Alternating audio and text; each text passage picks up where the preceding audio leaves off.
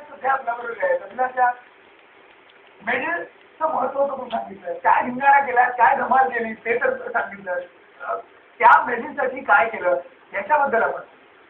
पण तो क्षण ज्याची सगळेजण आपण वाट बघतो, तेव्हा आपण दिसतो आपल्या ध्वज वर जात असतो, आपलं राष्ट्रगीत सुरू असतं, त्यावेळेस डोक्यात काय? ज्या वेळेला ते राष्ट्रगीत चालू झालं, सगळ्यात वरती सगळ्या देशांच्या वरती माझा झेंडा होता. असा अभिमान वाटत होता की आज आमच्या कामगिरीमुळे तर सगळ्यात वरती अभिमान वाटत होता. आणि जेव्हा ते राष्ट्रगीत सुरू झालं, अगदी अंगावरती शहारा आला होता आणि अगदी छाती भरून आली होती की अरे हा, आज अभिमानाने मी माझं राष्ट्रगीत बोलू शकते. सगळ्यात सुंदर क्षण होता तो. त्या क्षणाची आम्ही आतुरतेने वाट बघत होतो. तुम्हाला अंगावर काटा उभा होतो, डोळ्यातनं पाणी यायला सुरुवात होते, त्याच्यासाठी काहीच करायला लागेल. म्हणजे प्रत्येक मॅचला आमचं राष्ट्रगीत होत होतं, राष्ट्रगीत होतं. पण त्या एका क्षणाची वाट बघत होतो आम्ही.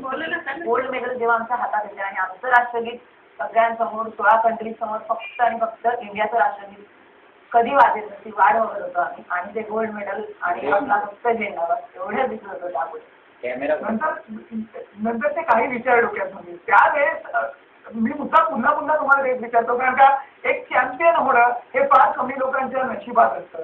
वर्ल्ड चॅम्पियन होणं हे फार कमी जणांच्या नशिबात असतं. ते सध्या आम्ही अनुभवत नाही आहोत, पण ते तुम्ही तो क्षण जगलेला आहात, तोच तुम्ही क्षण अनुभवलेला आहात. त्यामुळे मी पुन्हा एकदा तुला तोच प्रश्न विचारतोय. त्या क्षणाचं महत्व हे शंभर लाखो हजारो क्षण जे असतील त्याच्यापेक्षा खूप वेगळं. तो क्षण म्हणजे इतके वर्ष इतक्या मेहनतीने वाट बघत होता त्या क्षणाच्या, कधी तो क्षण येतोय की हे इंडियाचं गोल्ड मेडल आमच्या गळ्यात लागतंय. आणि पहिला वर्ल्ड कप होता त्यामुळे खूप आनंद होत होता आम्हाला की पहिलाच वर्ल्ड कप आहे आणि आम्ही सगळ्याजणी त्या तिथे खेळतो आहोत. म्हणजे इतक्या 40 जणांमधून आमची निवड झाली आणि इतका आनंद होत होता की सांगूच शकत नाही की काय आनंद होत होता त्यावेळेस. कोणीच, मी नाही, इव्हन आम्ही खेळणाऱ्या किंवा आमचे कोचेस जे काही इंडियाचे लोक बसलेली वरती स्टेजवर किंवा कोणी मॅचेस होतं, कोणी सांगू शकत नव्हतं तिकडे की काय आनंद होतोय प्रत्येकाला. फक्त वाट बघत होता आम्ही त्या क्षणाला. तो क्षण आला आणि त्यानंतर आम्ही सगळ्यांनी पाहिलं काय नेमकं झालं. तुम्हाला पण कळत नसेल की आपण काय करतोय, पण तोच तो क्षण असतो ज्याच्यात आपण बेभान होऊन सगळं काही विसरून फक्त आनंद साजरा करतो. मायाबाई ठाकरे आपल्या बरोबर आहेत. मायाबाई या दोघी जसं सांगतायत तो क्षण त्या वर्णन करून सांगतायत ज्या क्षणाची आपण सगळ्यांनी वाट पाहिली होती. जसं तुम्ही म्हणालात बुवा सावर्डेंचं हे स्वप्न होतं की हा क्षण व्हावा आणि कबड्डी जी आहे ती परदेशात जावी, आंतरराष्ट्रीय स्तरावर खेळली जावी. तुमचंही स्वप्न होतं की देशाचा झेंडा वर जाताना व्हावा. तो तुमचं स्वप्न ज्यांनी साकार करून दाखवलं. हे सगळ्यांचंच स्वप्न होतं. म्हणजे मी असं समजेन आपल्या भारतातल्या आणि महाराष्ट्रातल्या जे काही खेळाडू ते सगळ्यांचं असं स्वप्न होतं की आपला एक हा खेळ जावा आणि नंतर आपण जगत हा प्रत्येकाचा एक स्वप्न असतं. आणि ते कुठे ना कुठे पूर्तता त्यांनी होत असते की मागचे खेळाडू असतात ते पुढे जात असतात, पुढचे जे असतात त्यांनी त्यांचे जे स्वप्न असतात ते पूर्ण करायचे असतात.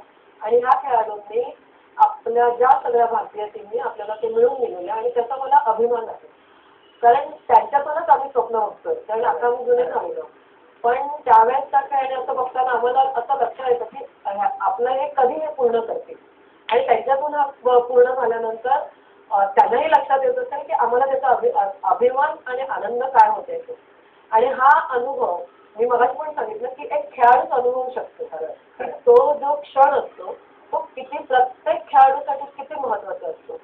आणि त्याच्यातून ह्या सगळ्या म्हणजे अगदी एक खेळाडू सुद्धा हा अनुभव सांगू शकतो. तुम्हाला इकडे थांबवतोय, माफ करा, पण सध्या महाराष्ट्राचे मुख्यमंत्री पृथ्वीराज चव्हाण सुद्धा आपल्याबरोबर आहे. तर स्वागत आहे तुमचं. पहिला वर्ल्ड कप झाला कबड्डीचा आणि त्यात भारताने बाजी मारलेली आहे. वर्ल्ड चॅम्पियन झालेली आहे भारतीय टीम. 2 महाराष्ट्राच्या मुली टीम दीपिका जोसेफ सध्या आपल्याबरोबर नाहीये. सुवर्णा वाडके आणि अभिलाषा म्हात्रे आपल्याबरोबर आहे. काय कसं कौतुक कर. आम्ही महाराष्ट्राच्या कबड्डी संघाचं महिला कबड्डी संघाचं ज्याने प्रख्यात हा जागतिक विश्वचषक जिंकलेला आहे त्या संघाचं मी हार्दिक अभिनंदन करतो.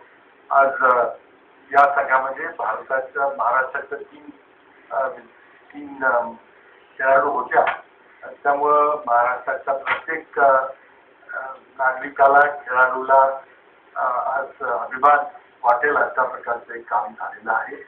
आणि हा